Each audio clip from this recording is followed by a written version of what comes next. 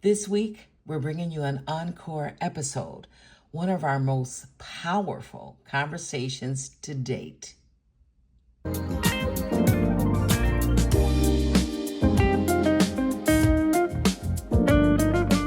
We do lots of planning over a lifetime, from vacations, weddings, hosting dinner parties, renovating our home. Perhaps, we're an empty nester and our kids are moving back home, or perhaps you have to move in with your kids or move your parents in with you. You get what I'm saying? We do a lot of planning over a lifetime. The list can go on and on. But what about planning for death, for that of a loved one or your own death? That's what we're going to talk about today. Hello, everybody, and welcome to another episode of the Ageless Glamour Girls podcast, where we talk all things aging on this beautiful, challenging but transforming journey, ageless aging journey. I'm your host, Marquita Curtis-Haynes. I'm the CEO and the founder of the lifestyle brand Ageless Glamour Girls, designed to celebrate, embrace, empower, and motivate women age 50 plus. Now, we're continuing our Ageless Book Author series with a brilliant book on preparing for death. We're talking end of life planning. Meet Alua Arthur. She's author of the New York Times best-selling book, Perfectly Human. Love the title, Briefly, Perfectly Human. And welcome, Alua. Welcome to the podcast. Thank you. I'm happy to be here with you today. And I have to say, happy belated birthday, Ageless Glamour Girl Rising. 46. I'm 4 years away from 50. Oh my gosh, what a sweet age. Oh my God, I love that age. I love my 50s and my 40s and all of that. Yeah. Now, and also congratulations on publishing your first book. It's a very successful memoir, and the book is so good. Oh my goodness. Everybody has to read this, seriously. But again, thanks for being here. I want to start with your childhood. We know that our childhoods can impact so much of our life, right? And tell us about yours. You grew up in Ghana before moving to Colorado. So tell us about your childhood and how it has shaped who you are today. Well, I was born in Ghana. My parents had been in the States prior to my birth. They had my older sister in Connecticut before they went back to Ghana. My dad was a member of parliament, which got overthrown in a military coup. And so we fled from our home under cover of night because soldiers were coming to the building where we lived to capture all of the military and the members of parliament that were there. And unbeknownst to me, because I was 3 years old at the time, my very first memories are of that flight. I remember running down the back hallway. I remember people shoving clothes in cars. There was a lot of fast movement. Mm-hmm. Only as an adult, when I talk to my parents, did I understand that a coup was happening. And that was my very first memory. But through all of the chaos and the emotional distress and the fear of death, I felt really calm. My dad was holding my hand. I felt absolutely grounded. I felt taken care of. And sometimes I kind of link it to the beginnings, the genesis of my capacity to do death work, in that in the midst of emotional chaos, in the midst of fear of death, I felt grounded and safe and calm. Right.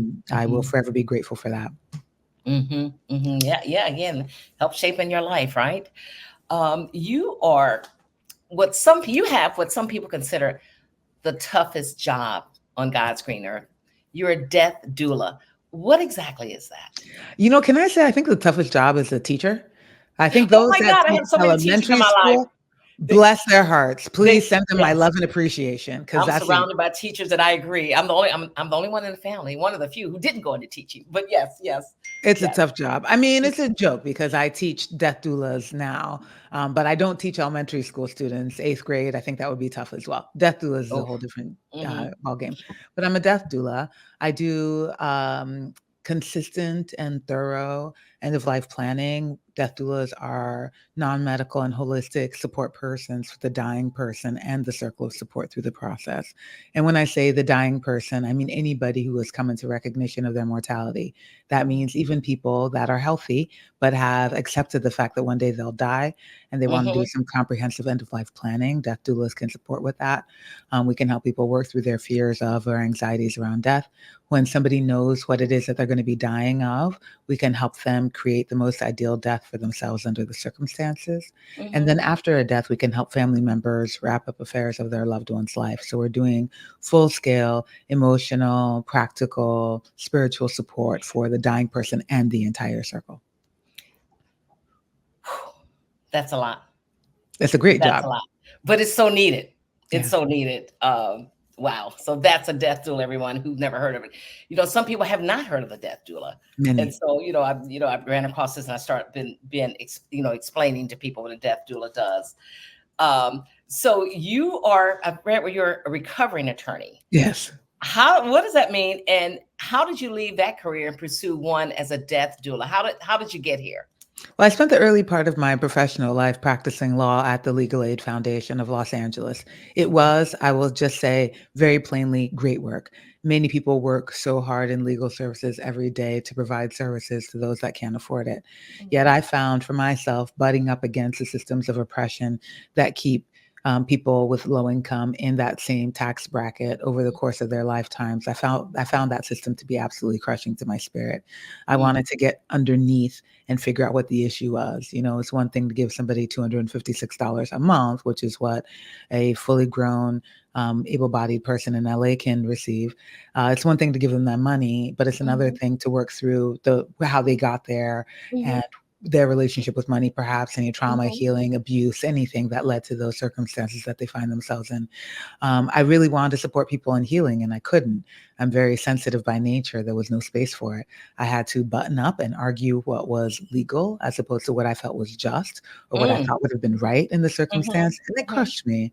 Mhm. A depression blossomed. I was diagnosed with a major depressive episode, a clinical depression, Mhm. and I took a leave of absence from work.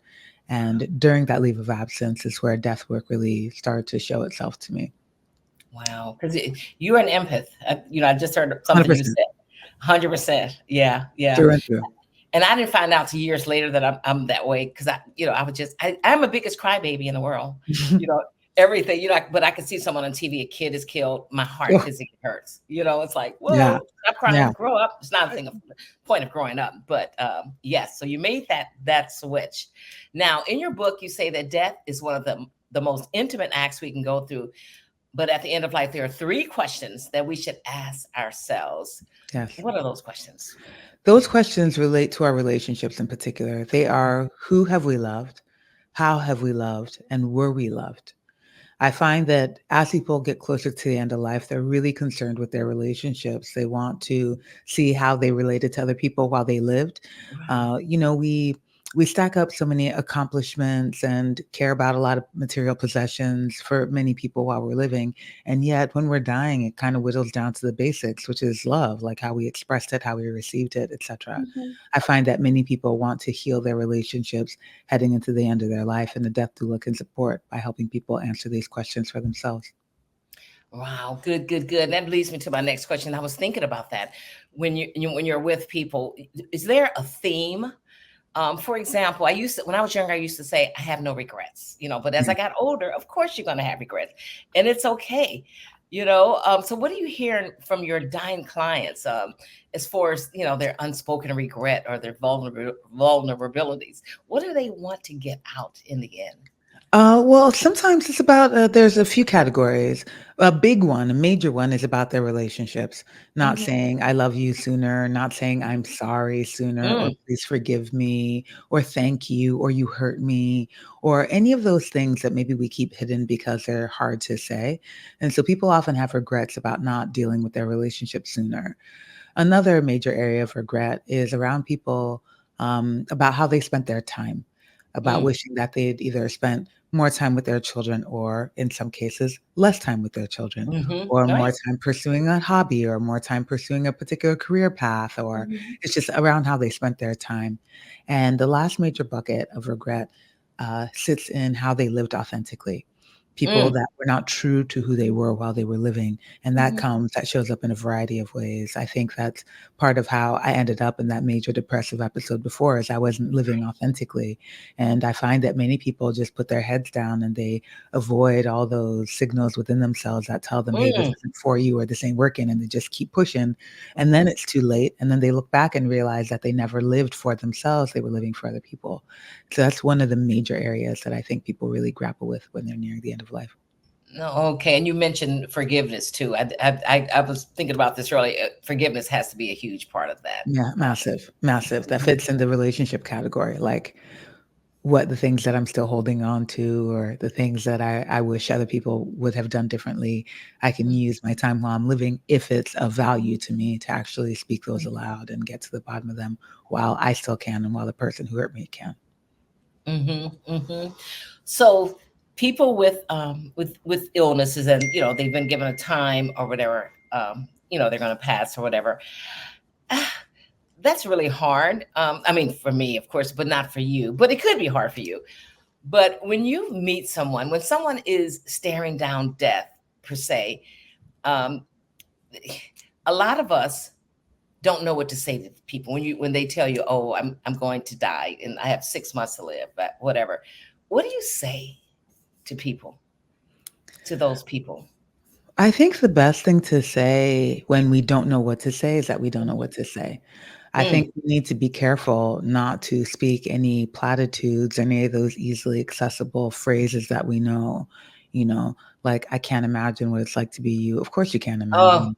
oh That's my so gosh. crushing. That's so crushing. They don't wanna be in that scenario either, so why would you imagine it for yourself?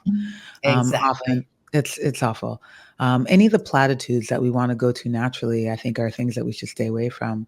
I think we need to pay attention to what it feels like in our bodies at that Mhm, moment. Often it's confusion or sadness.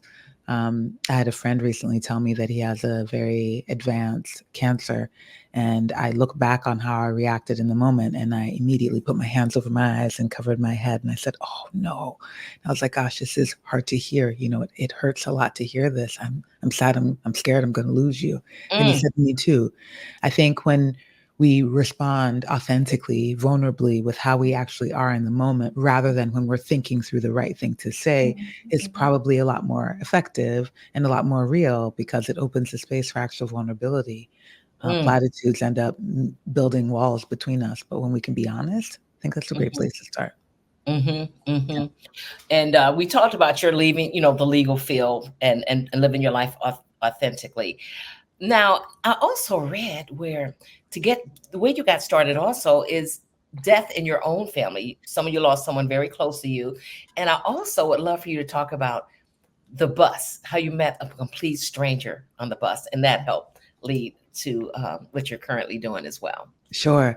When I went on that leave of absence due to clinical depression at legal aid, I took a trip to Cuba.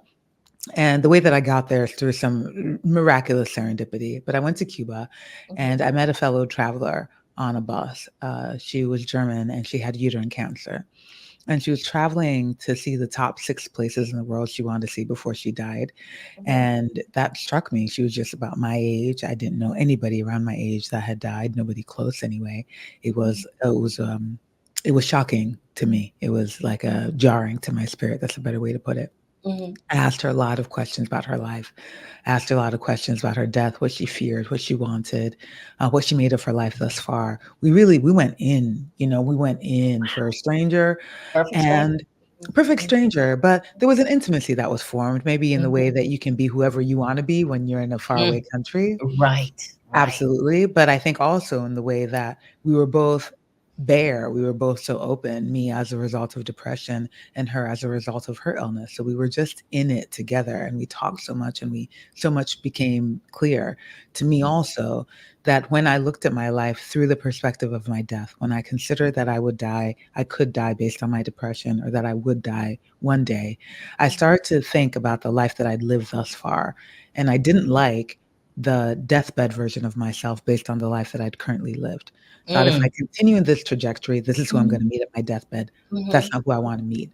Who I would mhm, like to meet is somebody else. Now what do I gotta do in order to get there? So I had to mhm, essentially retrofit my life to meet my death in some way. Not long after I came back from Cuba, my brother-in-law, Peter St. John, husband of my older sister, Buzma St. John, became ill. And Mm, I got to support him through the last 2 months of his life. He was sick mm, for just 6 months. It was a very, very fast moving illness. mm. I will forever be grateful for the opportunity to care for him in his dying. It it Wow. increased my capacity for compassion. Wow. It helped me see what it's like when people are moving through the system, and I didn't like what I saw, and so I want to change something, and so I did. Oh, wow. Wow, that's a tough one. Yeah, yeah. So that was your first, your family, your sister and her kid, her child, right? I think they had one child. That was Yes, became Leah, your first client, per se. Yeah, absolutely. and you need people around. You really do. In my opinion, because you're at a loss of words. And if someone passes unexpectedly, of course, you have to deal with all that at the last minute. But even when someone is leaving you, Yeah. that doesn't make organizing everything any easier. It's like No. you need people, you need a tribe, we need you, someone like you. Now, especially, my brand celebrates women, 50 plus. And as we age, as we get older, we know that we'll lose people. You start losing people around you. It is what it is. And so I want to specifically talk about people with dementia, Alzheimer's, Great. which is what my mother suffered through. And it's like, how do you get to them when you're caregiving one of them, a patient like that? What do you do? Like, do you bring pictures in? What do you do when you talk to them? Do you surround them with love? Do you hold them? How do you move through that? I think one of the most important things to remember when caregiving somebody with Alzheimer's and dementia is that their brain is doing things that we cannot see. And we want it to work in the way that it's always worked, the way that we're relating to them in that way. Yet Mhm, that the brain isn't doing the same thing that it always did. mhm, It's important that we go along with them on their journey and their reality. mhm. I find people get frustrated, like, no, mom, that's not your husband, that's your grandson. Or they Right, get right. frustrated when Mhm. their mom is now, eating her cereal with a tube of chapstick rather than with a spoon. Oh, And it's mhm. heartbreaking, It absolutely. is. And I can understand caregiving for somebody day in and day out where their function is slowly diminishing. It can be very, very difficult. But I think it's best that we try to inhabit their reality as much as possible, that we go along the ride with them. Right, Obviously, at some point, switch out the chapstick for a spoon so that they can right, actually eat. right, Um, but if we can give ourselves grace for their process and for our own process, because the mhm. frustration is something that ends up becoming really, I think, the biggest hurdle for people to overcome when caregiving Wow. people with Alzheimer's and dementia. And frustration also that they're declining and they Right, sometimes revert to a childlike state. But this right, is your parent, or this is somebody that you've known to be self-sufficient, and now mhm. she can't remember to wash herself. Right, It's tough. right. It's It's tough. very tough. It's very, and I can talk about that. That's what happened to my mother. But um, I remember we had just put her in a nursing home because we had been caring for it at my sister's house and my brother's house, and we had put her in a nursing home. And then, uh, like 3 weeks later, I go home for Christmas and we bring her from the nursing home and she has this little cough. And so we take her in to the hospital, to the emergency room. And I'm sitting there with her and she looked at me and she's like, "Am I going to die?" Mm, And I don't know how. Of course, I responded, "Of course, no, mom, you're not going to mm, die. I'm here mhm, for you," and blah blah blah. mhm. But you never know, and that's why that brings me to another point in your book when you talk about um, adaptability, Yes. and you say people who live with these diseases, such as Alzheimer's, multiple sclerosis, etc., and you care for them, and that's when you're forced to become adapters, right? Yes. You have to become adapters, which you say is central to the human experience. I love that. I love that. It is. Absolutely. I think caregiving people with degenerative diseases Mhm, forces that upon us. You kind of have to learn on the job, and many of us struggle with adapting to where their current reality is.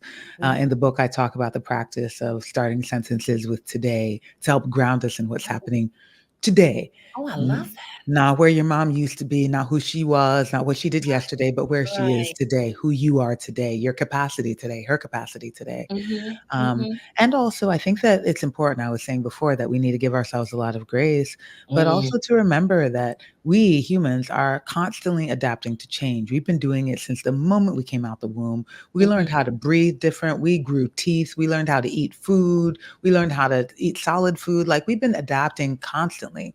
Our bodies mhm. adapt, our brains adapt. We burn dinner sometimes. Our tires go flat. Our cell phone dies. We can't Right. get on the podcast interview when we thought we were going to. Ah! And we figure out how to adapt. Like we just get it together and keep it You just pushing. get it. Oh my God. You just get Yeah. it together. Like I tell people, it's called life. Life can be messy and, Very, very. adaptability. Yeah. And, you just try to move forward as much as you can. Now, I want to get into quickly your company. Yes. And when you think about it, I mean, a lot of us, the profession of doula, being a death doula, goes back. And, it didn't have a name to it. Of course, today, there's a name to it, the death doula. So tell us about your company, and I want to know, your company's called Going with Grace. Are there certifications, for example, to become a death doula? How does one become a death doula?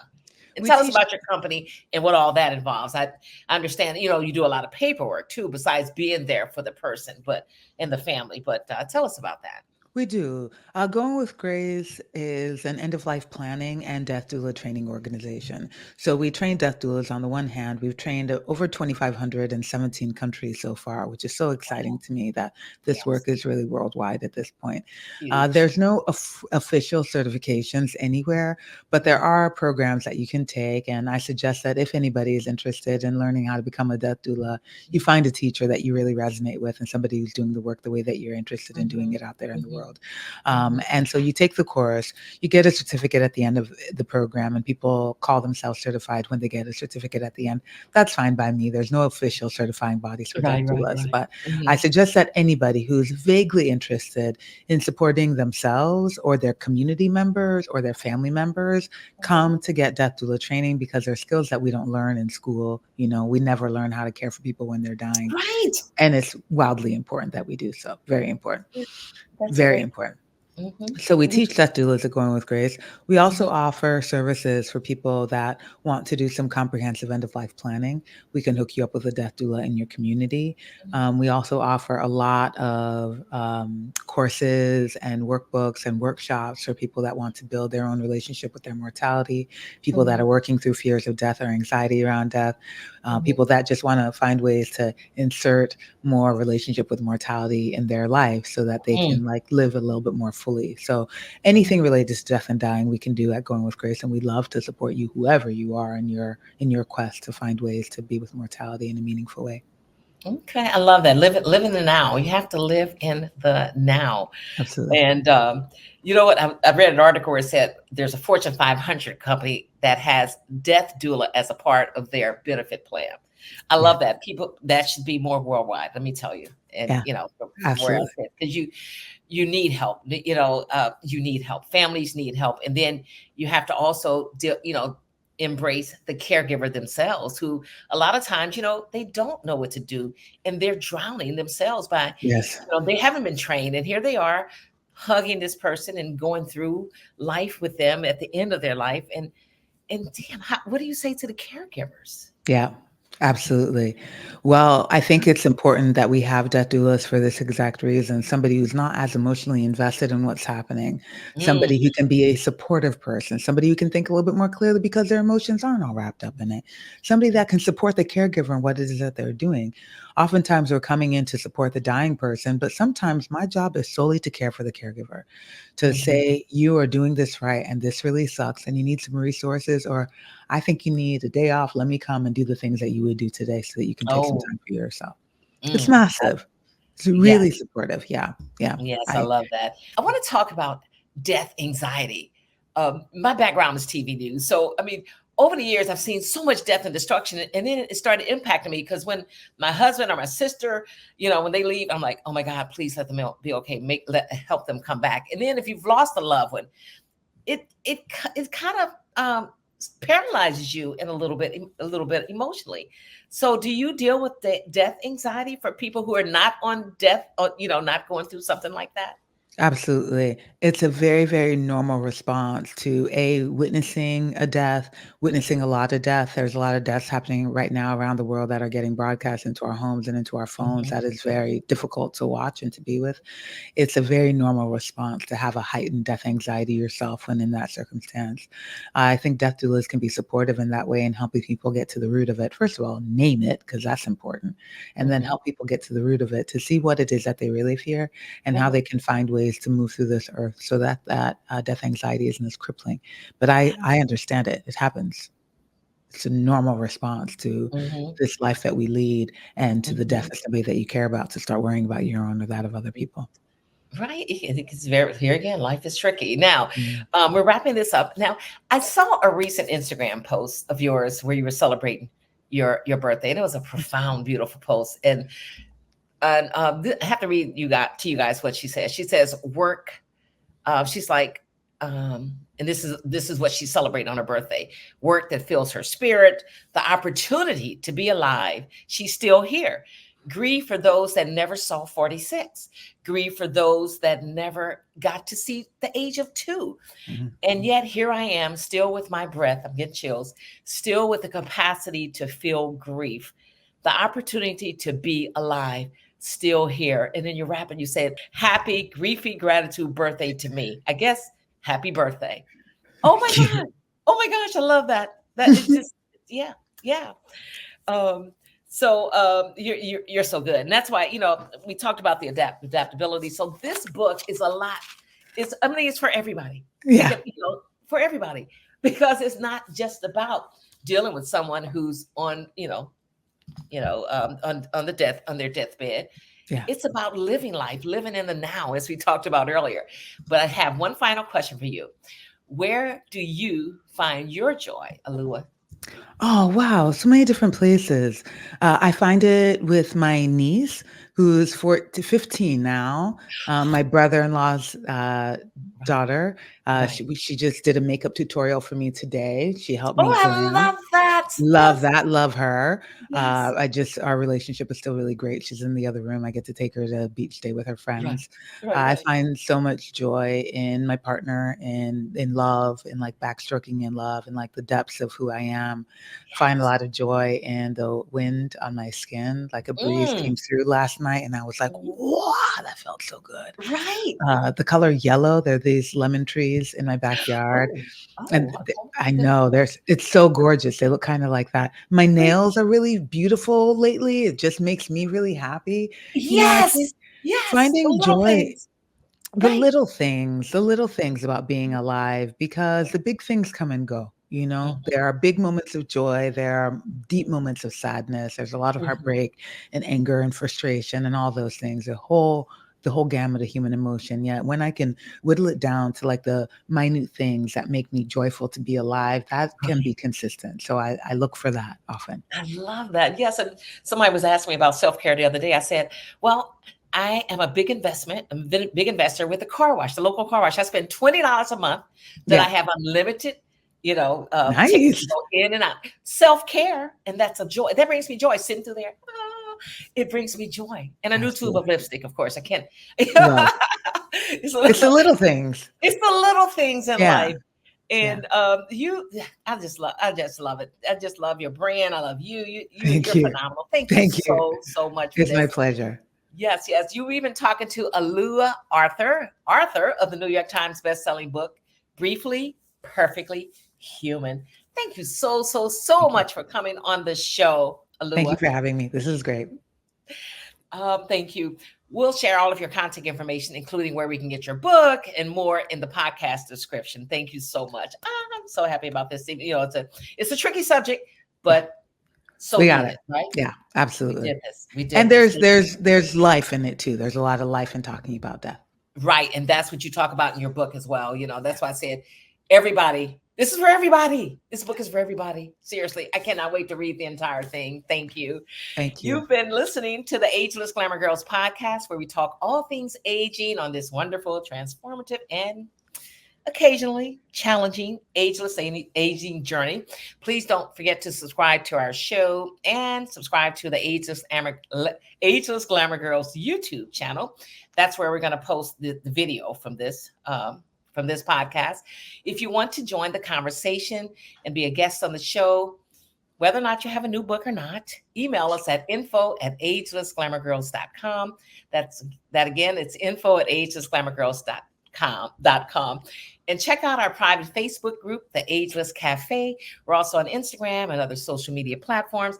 And please don't forget to grab a copy of our new book, an Amazon best-selling anthology, Ageless Glamour Girls, Reflections on Aging, where women talk about their journeys, things from what brings them joy, to becoming a grandmother for the first time, to dealing with death, how childhood abuse will impact you as an adult. It's good stuff. It really is good stuff. Now, if you get the book, leave us a review on Amazon. And we're also now collecting names for our second volume, volume 2.